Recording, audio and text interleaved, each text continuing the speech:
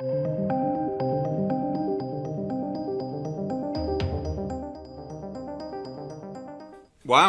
So we're getting a Cloverfield sequel.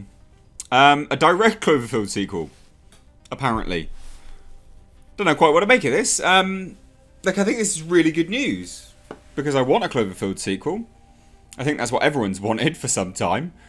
Cloverfield has its detractors, and I think more and more people didn't like Cloverfield because they expanded into this Cloverfield shared universe thing that gradually went worse and worse and worse. Now, personally, I like Cloverfield, and I like 10 Cloverfield Lane. A lot of people don't like the ending to 10 Cloverfield Lane, but personally, I like it. I think it didn't leave a sour taste in my mouth. I enjoyed 10 Cloverfield Lane, and with respect to Cloverfield Paradox, nah, I wasn't a fan of that. And when there was the reports that Overlord was going to potentially be in this Cloverfield universe, I was actually quite excited. I thought that could have been very, very smart. We didn't get that, and we haven't had a Cloverfield sequel, and now we are. Now we're getting one, so I'm happy. I want to see a Cloverfield sequel. Yeah, give me giant monsters. Now, there's a few things to consider, which we'll kind of take a look at in a minute, of whether this will be good or bad. But it's with the Batman TV spin-off showrunner working on it. He is tapped to be the writer and the director. It's unconfirmed at this point in time, as far as I can tell, but when these things are sort of sniffed out there, generally speaking, it's confirmed. You know, they're pretty deep in talks anyway. So let's check out this article. This is on The Hollywood Reporter. They have the exclusive on this, as you can see. The creature feature launched a shared story universe when it was released in 2008. Now, that is actually not the best thing to lead with. I think the best thing to lead with was the original Cloverfield's viral marketing campaign. It was amazing. It was genuinely amazing. What they did for that film was crazy. It was great. They did some staggering things with that. It was really, really decent. Now, Cloverfield, the J.J. Abrams-produced horror hit released in 2008 that launched filmmaker Matt Reeves on the path of genre auteur, is getting a sequel. Isn't that quite comical? You know, Matt Reeves, the guy who did that, now his movie spin-off series, the showrunner for that, is tapped to write and direct the sequel. Some sort of coincidental, I don't know, it's just funny really. Abrams' Bad Robot banner and Paramount Pictures have tapped rising British scribe Joe Barton to pen the script for the project, which, unlike its predecessor, will not be in found footage format, according to sources. So I think that'll please a lot of people. But also that makes sense, because they went away from the found footage and the rest of it. If they went back to it now, it would feel like, you know, one step forward, two steps back. It kind of be that sort of situation. Now, Abrams will, of course, produce. It's his property, so why wouldn't he? Along with Bad Robot head of film Hannah Minghella. Reeves is not involved in the project. That's no great loss, to be honest. I like Matt Reeves as a filmmaker, but it doesn't matter that he's not involved. It's neither here nor there. Cloverfield was a monster movie shot in the then popular found footage style to reflect the growing ubiquity of video cameras. It followed a group of 20-something New Yorkers as they tried to navigate the city during an attack by a giant monster. The movie was made under the radar and used this is the thing, the viral marketing campaign was crazy.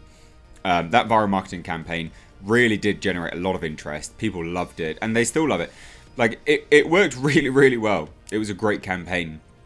Now, the tactic worked because the movie, made for $25 million, had a massive opening weekend of $40 million and went on to gross $172 million worldwide. So that initial opening, probably not something you'd be like, oh, you know, that's mental. $40 million is fine as an opening weekend, but the fact that it was made for 25 and went on to make $172 million is great.